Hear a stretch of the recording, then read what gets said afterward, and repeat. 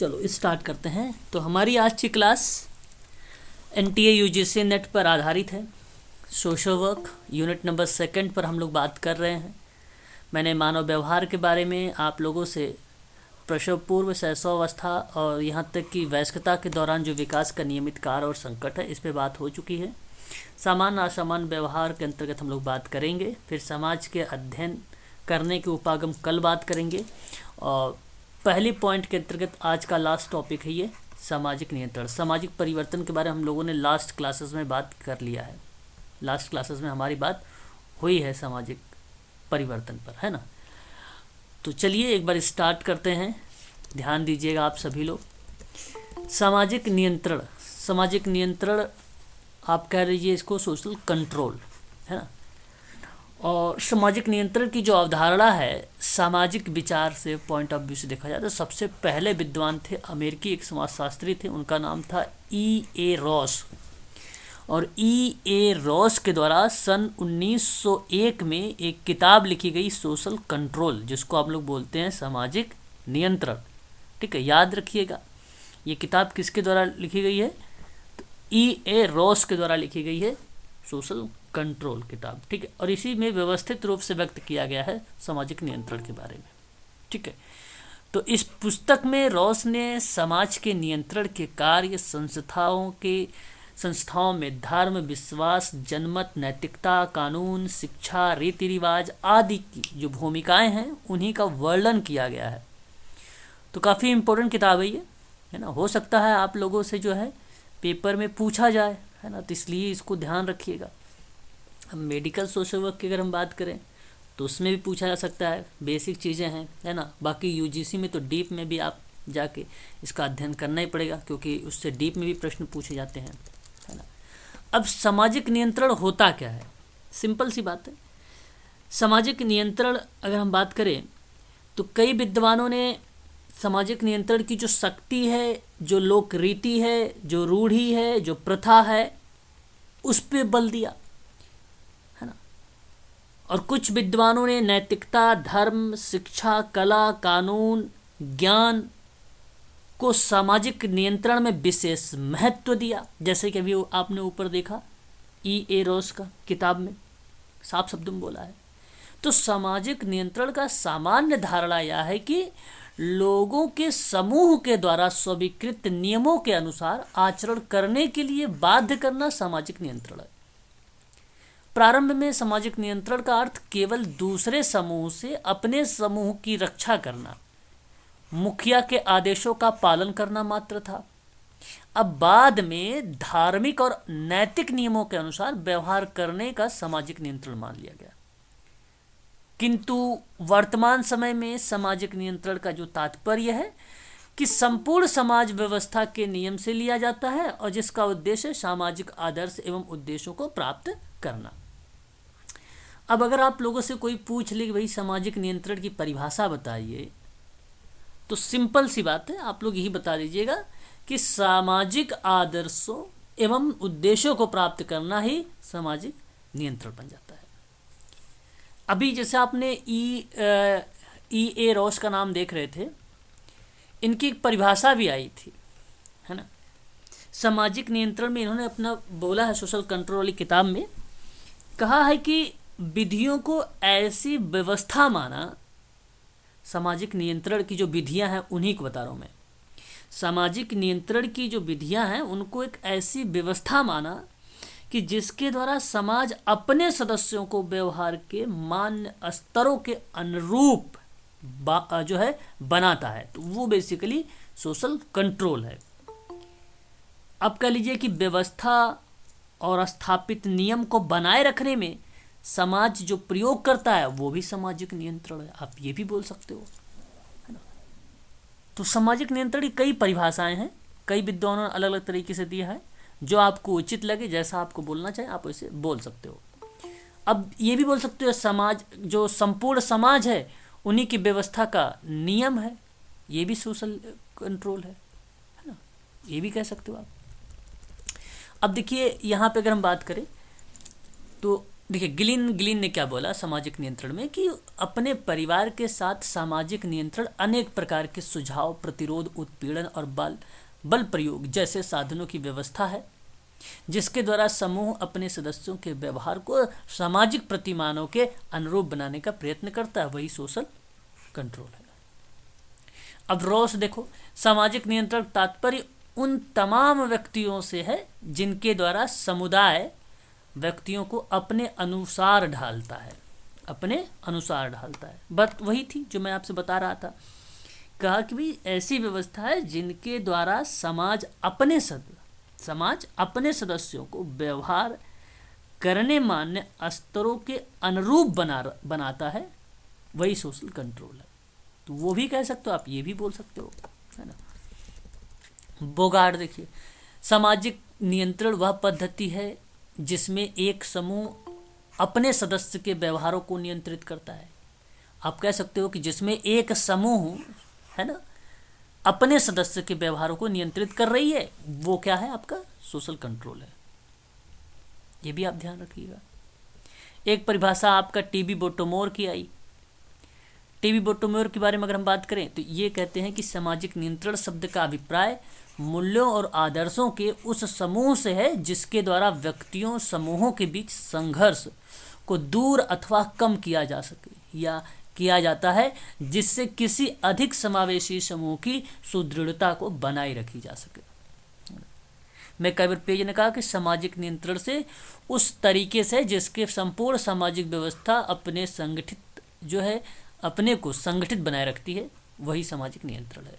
और एक परिवर्तनशील संतुलन की भांति अपनी क्रियाशील को रखती है। तो अलग अलग विद्वानों ने अलग अलग तरीके से परिभाषा दिया है।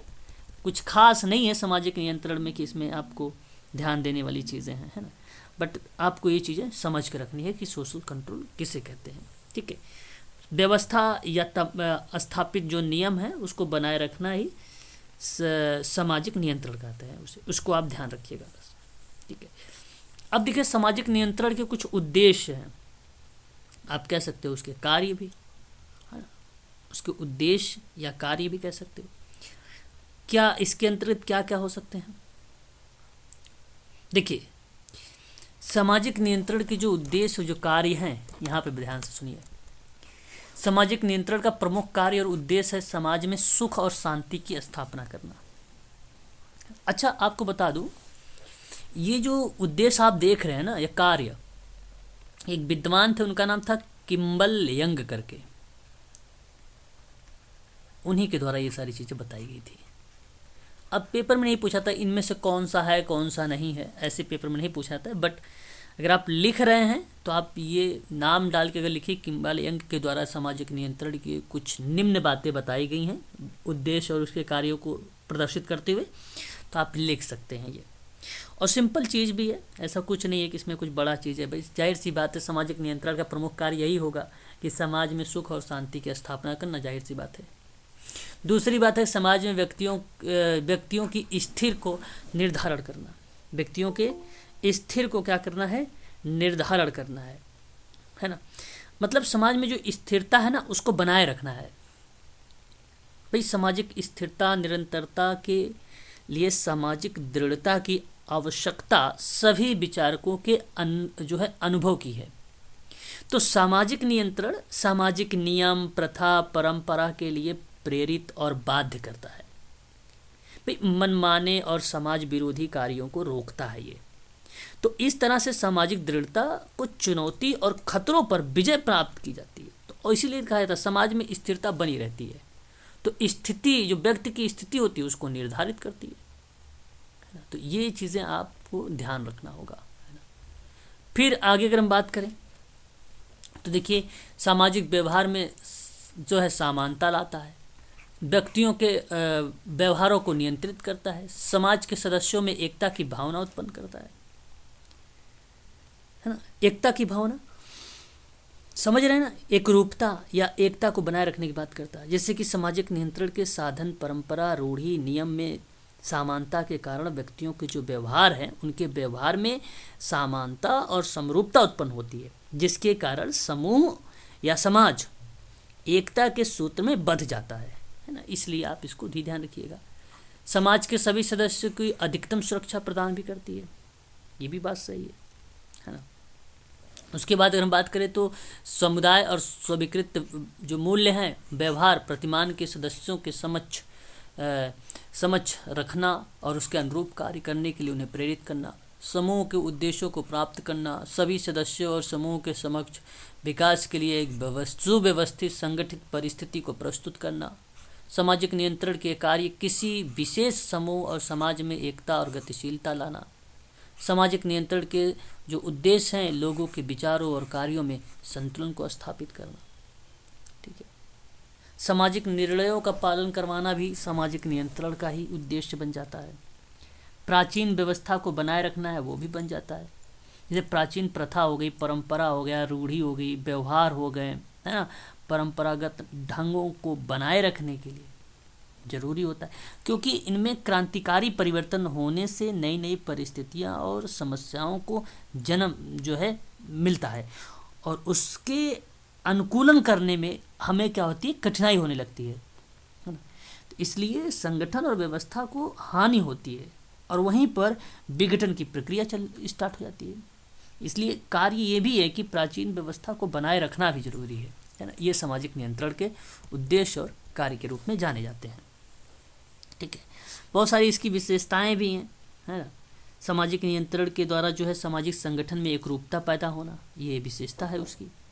सामाजिक नियंत्रण से जो तनाव, जो संघर्ष है, उसको कम किया जाता है, ये भी विशेषता है उसकी, है ना। सामाजिक नियंत्रण के 3 स्तर होते हैं। समूह का समूह पर नियंत्रण होगा, व्यक्तियों का व्यक्तियों पर नियंत्रण होगा, समूह का व्यक्तियों पर नियंत्रण होगा। तो सोशल कंट्रोल के 3 स्तर पाए जाते हैं, तो इसलिए ध्यान रखिएगा। एक तो ग्रुप्स होगा, के इंडिविजुअल यानी जो व्यक्ति होगा व्यक्ति पर होगा, और समूह व्यक्ति पर नियंत्रण होगा। ऐसे ही अच्छा, व्यक्ति समूह पर नहीं होगा, समूह व्यक्ति पर होगा, है ना। ये चीज़ ध्यान रखिएगा।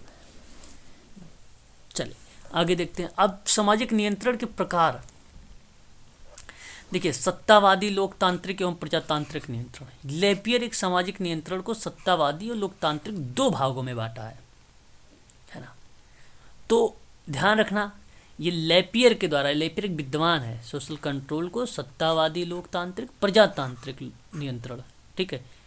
तो ध्यान देने का 2 टाइप इसने बताए हैं। लेपियर कहते हैं कि जब कभी कोई प्रशासनिक संस्था दंड देने वाले व्यक्ति समाज के द्वारा स्वीकृत संगठनों के अतिरिक्त किसी दूसरे लक्ष्य की प्राप्ति के लिए शक्ति का प्रयोग करती है, तभी इस प्रकार की जो स्थिति आती है, वो नियंत्रण को सत्तावादी नियंत्रण कहते हैं, इस नियंत्रण को। अब लोकतांत्रिक तो पता ही है, नाम से पता चल रहा है आप लोगों को, नाम से क्या बोलता पता चल रहा है। लोकतांत्रिक नियंत्रण में व्यक्तियों को संतुष्ट करने के लिए आपसी जो वार्तालाप किया जाता है। सत्तावादी नियंत्रण में धमकी और शारीरिक उत्पीड़न का सहारा लिया जाता है, जबकि लोकतांत्रिक नियंत्रण में व्यक्तियों को पुरस्कार और भावनात्मक प्रेरणा के द्वारा उनको नियंत्रित किया जाता है या नियंत्रण में रखा जाता है। तो वह एक प्रकार का क्या बन जाता है, सामाजिक नियंत्रण का प्रकार बन जाता है, प्रजातांत्रिक, ठीक है। तो याद रखिएगा, प्रजातांत्रिक के मतलब लोकतांत्रिक होता है, ठीक है, वही बात है, ठीक है ना। तो ये लेपियर एक विद्वान है, इसके द्वारा दिया गया था सामाजिक नियंत्रण के प्रकार में। अब यहाँ पे देखिए, एक सकारात्मक नियंत्रण होता है, एक नकारात्मक होता है। अब सामाजिक नियंत्रण में व्यक्ति को पुरस्कार देकर सही व्यवहार करने के लिए जब प्रेरित किया जाता है, तो वह एक प्रकार का सकारात्मक हो जाता है। देखिए उदाहरण के लिए, अच्छे आचरण वाले छात्र को, श्रेष्ठ छात्र को, श्रेष्ठ खिलाड़ी को, वीर सिपाही को पुरस्कार, शाबाशी आदि देना सकारात्मक नियंत्रण है। अब नकारात्मक नियंत्रण में समाज विरोधी व्यवहार करने वाले व्यक्तियों को दंडित किया जाता है। तो दंड की मात्रा कितनी होगी, यह इस बात पर निर्भर करती है कि व्यक्ति ने कितना गंभीर अपराध किया है ना। तो दंड में बहिष्कार, जेल, जुर्माना, मृत्युदंड आदि कई प्रकार की जो है हो सकती थी। ये बेसिकली नकारात्मक नियंत्रण है, ठीक है। तो ध्यान रखना आप लोग, ये भी एक सकारात्मक नियंत्रण भी होता है, एक नकारात्मक नियंत्रण भी होता है। सकारात्मक में अगर किसी को रिवॉर्ड वगैरह दिया जा रहा है, रेनफोर्समेंट वगैरह दिया जा रहा है, तो इसका मतलब हो गया कि पॉजिटिव है, ये है कि नहीं। और दंड वगैरह, जुर्माना वगैरह की बात करते हैं तो वो बेसिकली नकारात्मक आ जाता है। एक है चेतना और अचेतन नियंत्रण। ये भी ध्यान रखिएगा। देखिए, चेतना और अचेतन नियंत्रण क्या होता है, आप चेतन भी बोल सकते हो, ठीक है, यहाँ पे चैतन्य करण भी आप बोल सकते हो चेतना को, ये भी आप बोल सकते हो चैतन्य करण भी। तो कुछ व्यवहार ऐसे भी है जिनके प्रति हम अधिक सचेत रहते हैं और या ध्यान करते हैं कि उनको निभाने में कोई गलतियां ना हो जाए, है ना। अब देखो कैसे, एक क्लर्क ऑफिस में अपने बॉस की कुर्सी पर नहीं बैठता है, लेकिन उन्हें कुर्सियों पर बैठता है, मतलब उन्हें कुर्सियों पर बैठता है जो क्लर्क के लिए है। मतलब ये हुआ ना कि अपने बॉस की कुर्सी पर नहीं बैठ रहा है, वो उन्हीं कुर्सियों पर बैठता है। उन्हीं कुर्सियों पर बैठता है, लेकिन उन्हीं कुर्सियों पर बैठता है। पहले सुनो तो यहाँ पे, लेकिन उन्हीं कुर्सी पर बैठता है। मेरा कहने का मतलब ये है कि वो जो नहीं बैठता है एक क्लर्क, लेकिन यहाँ पे शब्द है उन्हीं कुर्सी पर बैठता है जो क्लर्क के लिए है। और इस प्रकार की जो स्थिति आपको आपको समझ कर कार्य करता है या करने पड़ रहा है, वो आपका चेतन हो जाता है, या आप चेतना कह सकते हो। मतलब हम अधिक सचेत होते हैं इसमें। अभी आप चले जाइए, अभी जहाँ कुछ लोग ऐसे भी होते हैं, उनकी अनुपस्थिति में उनकी ही चेयर पे बैठते हैं, लेकिन ऐसा नहीं करना चाहिए, है कि नहीं। क्योंकि आपके पास वो नॉलेज होनी चाहिए जिस चेयर पे आप बैठे हैं उनके, है ना। मान लीजिए केमिस्ट की दुकान है, अब आपको पता नहीं है वो सारी चीज़ें दवा वगैरह के बारे में, तो आप उनकी चेयर पे मत बैठिए, केमिस्ट के, है ना। डिस्पेंसरी कोई है, आप डॉक्टर के उस पर नहीं बैठ सकते हैं, आपके लिए अलग चेयर है, उस पर बैठो। तो वो चेतन है। दूसरा अचेतन, इनका पालन करने के लिए हमें अधिक सोचना नहीं पड़ता है, वरुण हम स्वतः ही वैसा आचरण करने लगते हैं। उदाहरण के तौर पे देखिए, वस्त्र पहनते समय हमें जिस वस्त्र को जहाँ धारण करना है वहीं पहनते हैं, बनियान को कोट पर धारण नहीं कर सकते, है। यह सब कुछ अचेतन रूप से ही होता है, क्योंकि वर्षों से एक निश्चित प्रकार का आचरण करने के कारण हम वैसे ही करने लगते हैं। तो ये अचेतन नियंत्रण हो जाता है। समझ में आया आपको ये क्या है, एक बार बताओ, एक बार आप लोग मुझे सर बताओ। बता दीजिए। सर अचेतन का बताइए दोबारा। ओके ओके ओके, बता रहा हूँ। देखो, एक आपका, देखो मत ध्यान से सुनिए मेरी बात को सभी लोग, है ना। चेतना और अचेतन नियंत्रण। अब आप चेतन और अचेतन नियंत्रण भी कह सकते हो, ऐसा नहीं कि ये चेतना कुछ अलग शब्द है, वो अलग है ना। अब ये सामाजिक नियंत्रण के स्वरूप हैं। ये किसके हैं, सामाजिक नियंत्रण के स्वरूप हैं एक प्रकार से। और यही स्वरूपों का अगर मैं आप लोगों से बात करूं, तो ये स्वरूप चार्ल्स कूले के द्वारा दिया गया था। किसके द्वारा दिया गया था ये स्वरूप, नियंत्रण और नियंत्रण का, अचेतन सॉरी चेतन और अचेतन का, चार्ल्स कूले का। चार्ल्स कूले ने जब दो भागों में सामाजिक घटनाओं के बारे में बात कर रहा था, तो उसमें एक शब्द दिया था चेतना। चेतना क्या होता है कि ये मनुष्य अपने जीवन में अपने समूह के लिए कई कार्य और व्यवहार जागरूक अवस्था में सोच समझ के करता है, वो आपका चेतना बन जाता है ना। जो कोई इंसान सोच समझ के कोई जागरूक व्यवहार वाला कोई एक्टिविटी या क्रियाविधि करता है, तो वो चेतना बन जाता है। अब जागरूक अवस्था में किया गया कोई भी कार्य वो चेतन नियंत्रण कहलाता है। बात समझ में आई। अब बात है अचेतन नियंत्रण का। अचेतन क्या होता है, प्रत्येक समाज में समूह की अपनी कोई संस्कृति होती है, प्रथा होती है, रीति रिवाज होते हैं, लोकाचार होता है, परंपराएं होती हैं, संस्कार होते हैं। अब इन्हीं से निरंतर प्रभावित होकर उनके अनुरूप ही समाज और समूह के प्रति व्यवहार करता है। तो इन प्रथाओं, रीति रिवाज, धार्मिक संस्कार के प्रति व्यक्ति अचेत रूप से जुड़ा रहता है और जीवन पर्यंत वह उसकी अवहेलना नहीं कर पाता, जो समाज और समूह को नियंत्रित करने में अपनी प्रमुख भूमिका निभाता है। वही आपका अचेतन नियंत्रण कहलाता है। अचेतन नियंत्रण केवल एक बात समझ लीजिए भाई, समाज में, समूह में उसकी कुछ अपनी संस्कृति है, प्रथा है, रीति रिवाज, आप लोग अपने रखिए दिमाग में। अब उन्हीं से प्रभावित होकर उनके अनुरूप ही समाज और समूह के प्रति व्यवहार कर रहा है, और उन्हीं प्रथा, उन्हीं रीति रिवाज और धार्मिक संस्कार के प्रति व्यक्ति अचेतन रूप से जुड़ा है ना, अचेतन रूप से जुड़ा है, और वो जीवन पर्यंत उसकी अवहेलना भी नहीं कर पाता। जो समाज समूह के नियंत्रण में अपनी भूमिका निभा रहा है, वही कैसे कर सकता है? वो बिल्कुल नहीं कर सकता। वो वही आपका अचेतन होता है। अब अचेतन तो आप समझ ही रहे होंगे, जो चेतना में ना होने पर भी थोड़ा प्रयास करने से चेतना में लाया जा सके, वही तो अचेतना, सॉरी, वो तो अचेतन होता है ना। अचेतन क्या होता है? बेसिकली जो चेतना का अभाव हो, जिसमें चेतना का अभाव हो, जिसमें सुख दुख आदि किसी भी प्रकार का अनुभव की शक्ति ही ना हो, वही तो, वही क्या है? वही अचेतन है। वही अचेतन है ना? बताओ, बोलो। और अवचेतन क्या है? अवचेतन जो चेतना में ना होने पर भी जब थोड़ा सा प्रयास करते हैं तो वो चेतना में लाया जाता है, उसको अवचेतन कहते हैं। और चेतन जागरूक अवस्था को बोलते हैं, है कि नहीं? जिसमें सर सोचना कम पड़े वो अचेतन हो गया, जिसमें आपको सोचना पड़े थोड़ा, वैसे भी बोल सकते हैं। जिसमें सोचना कम पड़े, है? जिसमें सोचना कम पड़े उसको अचेतन बोल सकते हैं। अच्छा, हाँ बिल्कुल। देखो देखो, चेतना रहित है तो चेतना रहित को थोड़ा सा हम उसको रिप्रेजेंट कर सकते हैं। बट आप ध्यान रखने वाली बात यह है कि जिसमें चेतना का अभाव, जिसमें चेतना हो ही ना, है ना, जिसमें चेतना हो ही ना, वही अचेतन होता है। समझने के लिए, मतलब अपने आप को समझाने के लिए। हाँ हाँ अगर सोचे तो समझ सकते। हाँ, बिल्कुल बिल्कुल बिल्कुल। तो अचेतन मन, साथ मैंने कल पढ़ा भी रहा था आप लोगों से कि मन का लगभग 90% हिस्सा, जिसमें सिगमंड फ्रायड ने, जिसमें कार्य के बारे में, व्यक्ति को जानकारी के बारे में रिप्रेजेंट करने के संबंध में बताया था वहाँ पे, है ना। तो ये चीज़ें हैं, इसको आप ध्यान रखिएगा, है। और कूले के द्वारा ये दिया गया था।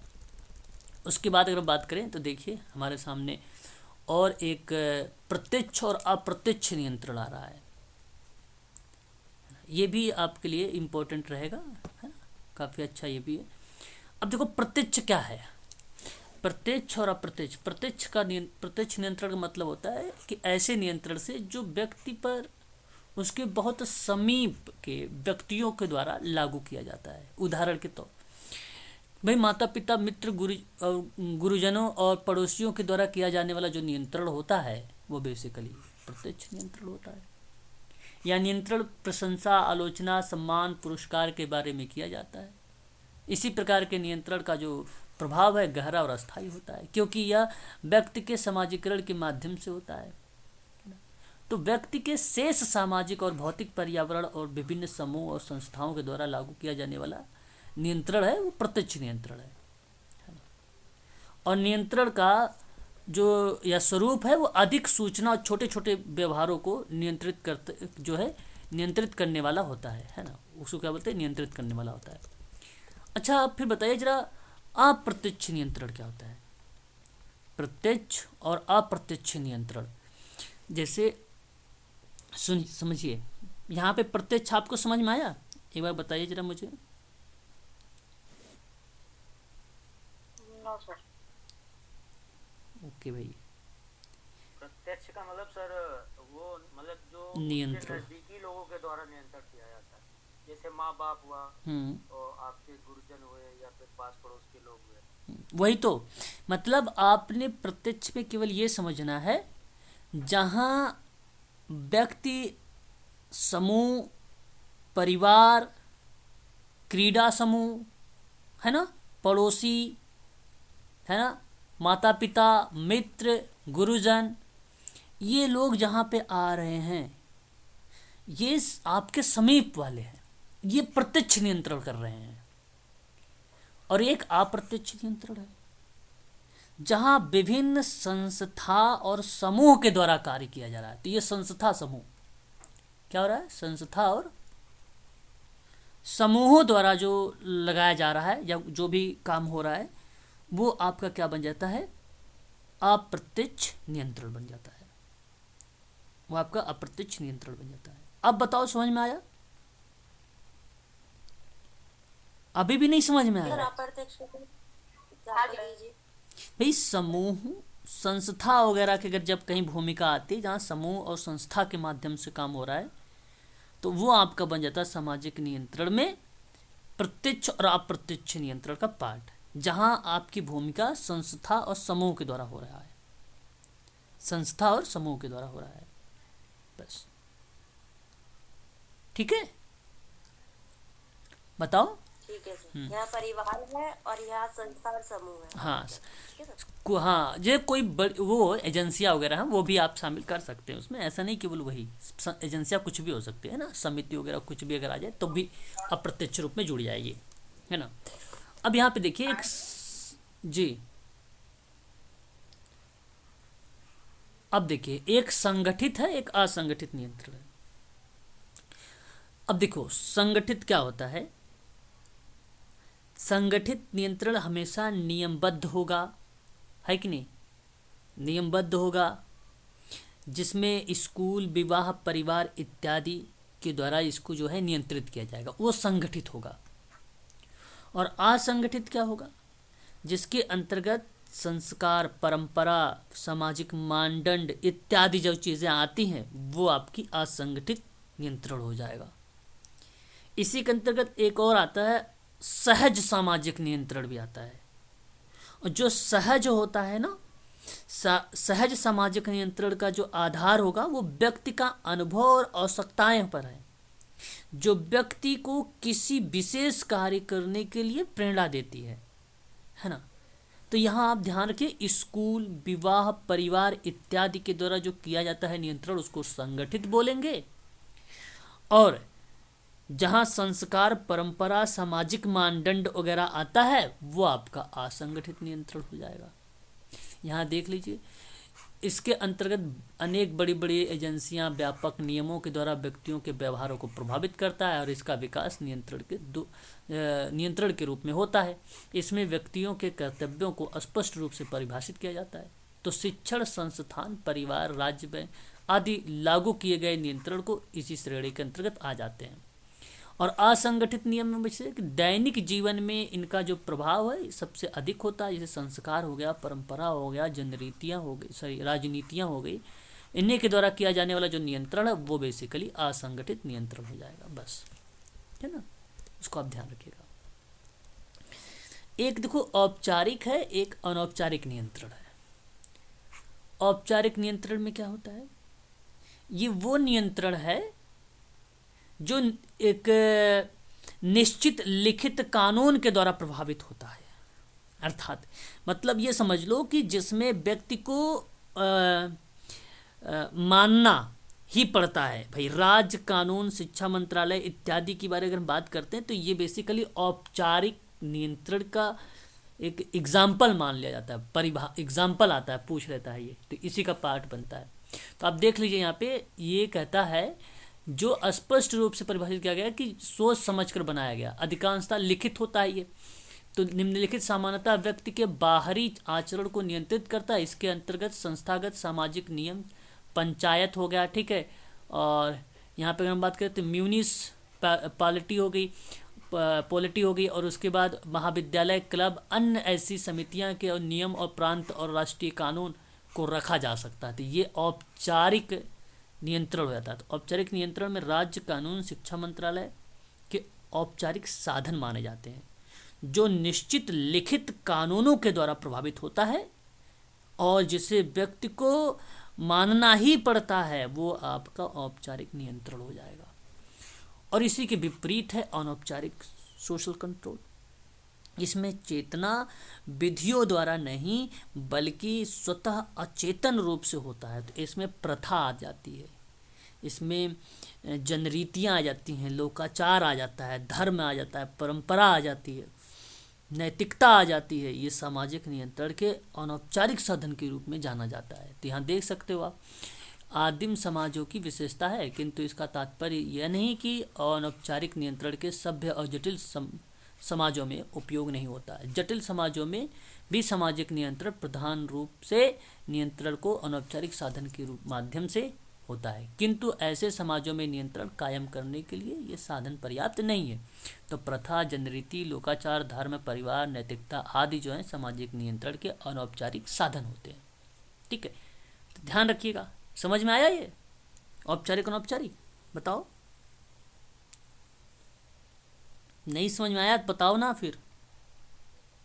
और समझ आ गया।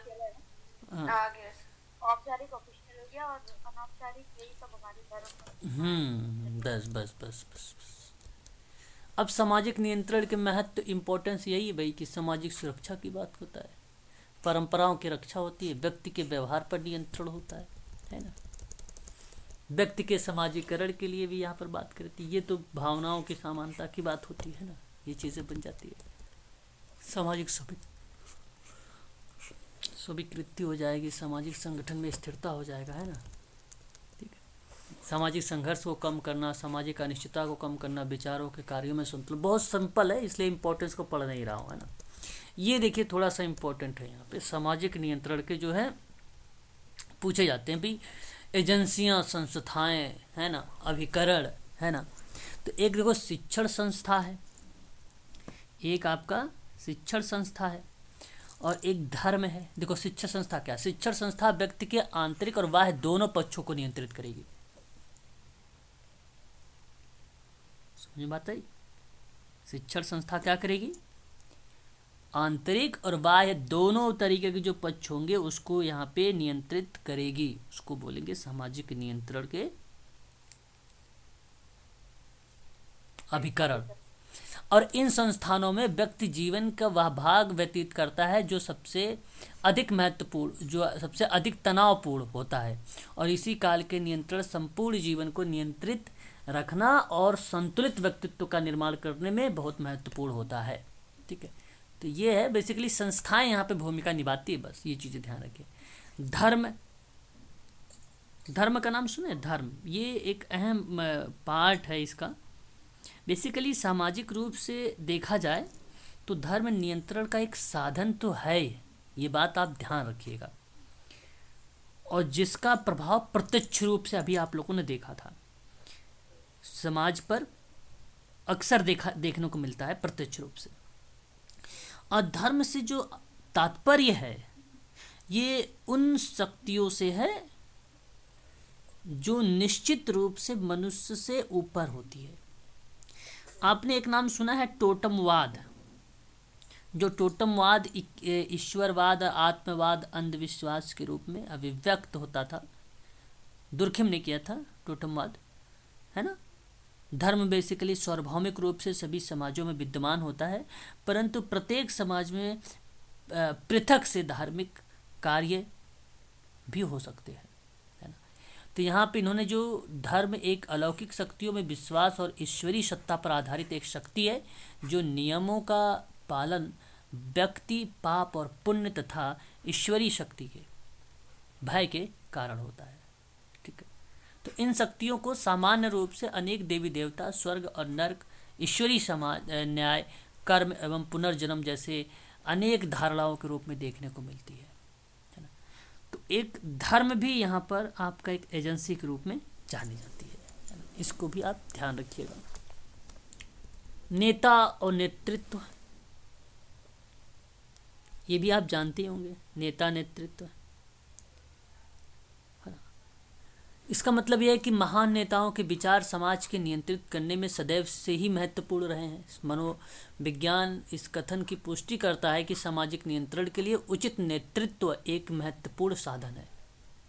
समाज के अधिकांश सदस्यों में स्वयं विचार करने और परिस्थितियों के अनुसार स्वयं निर्णय लेने की जो क्षमता नहीं होती है, वे केवल दूसरों का अनुसरण ही करते हैं। ठीक है, तो नेता और नेतृत्व वाली भूमिका भी हमें देखने को मिलती है, ये भी एजेंसी के रूप में जानी जाती है। फिर प्रथाएं हैं, तो हम उन सभी आदर्श नियमों को शामिल करते हैं जिसके अनुसार व्यक्ति एक लंबे समय तक व्यवहार करते आ रहा होता है। यह आवश्यक नहीं है कि सभी संस्थाएं उचित ही हो, लेकिन तब भी सभी व्यक्ति इसका पालन करते हैं क्योंकि इसका संबंध समाज की परंपरा और संस्कृति विरासत से जोड़ लिया जाता है। ठीक है, तो प्रथाएं भी आप लोग ध्यान रखिएगा, ये भी क्या है, एक एजेंसी के रूप में जानी जाती है। नैतिकता की बात करें, नैतिकता, इसका संबंध एक ऐसी स्थिति से है जो व्यक्ति को चारित्रिक नियमों के अनुसार कार्य करने और मानवीय मूल्यों को बनाए रखने की प्रेरणा देता है ना। तो नैतिकता के जो सिद्धांत है उसका पालन इसलिए नहीं किया जा सकता है कि भाई परंपरागत है, बल्कि व्यक्ति इनके अनुसार व्यवहार इसलिए करते हैं कि वह न्याय, पवित्रता और सत्यता पर आधारित होता है। परिवार भी है ना, राज्य के कानून भी है, ये बहुत सिंपल सी चीज़ है ना, खेल के साथ ही है। ठीक है, सामाजिक परिवर्तन आ गया, आपका यहाँ पे टॉपिक हो गया समाप्त। ठीक है, ये याद रखिएगा आप सभी लोग, सामाजिक नियंत्रण आपका यहाँ पे फिनिश हो गया।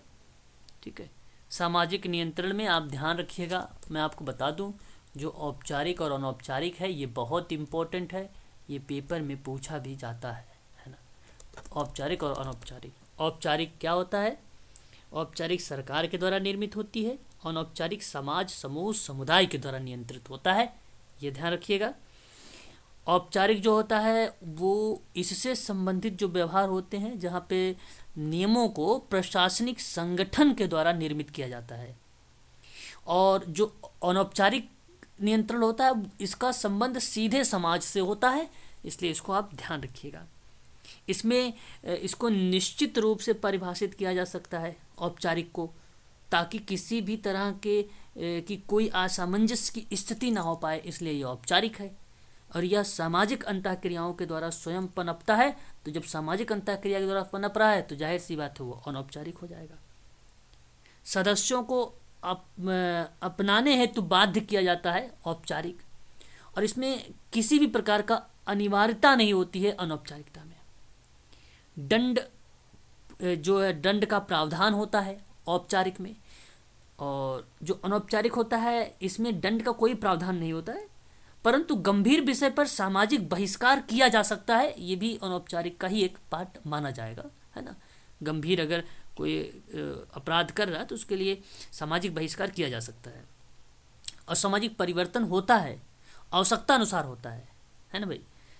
ये फॉर्मल है, ये औपचारिक है। और अनौपचारिक में बेसिकली बदलाव संभव नहीं होता है, क्योंकि यहाँ सब रूढ़िवादी होते हैं, परिवर्तन की गति कम होती है, इसलिए अनौपचारिकता में आप ध्यान रखिएगा परिवर्तन कम देखने को मिलेगा, क्योंकि इसमें निंदा, हास, व्यंग, पुरस्कार, प्रशंसा आदि शामिल तो किए गए हैं अनौपचारिक में। जुर्माना, उत्पीड़न, शारीरिक दंड, मृत्यु दंड आदि जो मिलता है वो कहाँ मिलेगा भाई, जाहिर सी बात है औपचारिकता में जाएगा, है ना, वो चीज़ें। तो इसका संबंध औपचारिकता का मॉडर्न से, मॉडर्न मतलब आधुनिकता से जुड़ी हुई है, और इसका संबंध जो है अनौपचारिकता का वो सरल सोसाइटीज़, मतलब एक प्रकार से समाजों द्वारा, है ना, सोसाइटीज़ व समूह या व छोटा समाज है उनमें अधिक महत्व देता है ये आपका अनौपचारिकता, है ना। तो इसको आप ध्यान रखिएगा, आप सब के लिए थोड़ा सा इम्पोर्टेंट है ना, पेपर में भी आप लोगों को देखने को मिल सकता है। ठीक है, बाकी क्लियर है ना, बताइए एक बार। इसको आप सभी लोग ध्यान रखिएगा, सभी लोग, ठीक है। और आज के लिए इतना ही रखते हैं, कल हम लोग ना और आगे पढ़ेंगे, और कल हम लोग प्रकार्यवाद के बारे में पढ़ेंगे, ठीक है।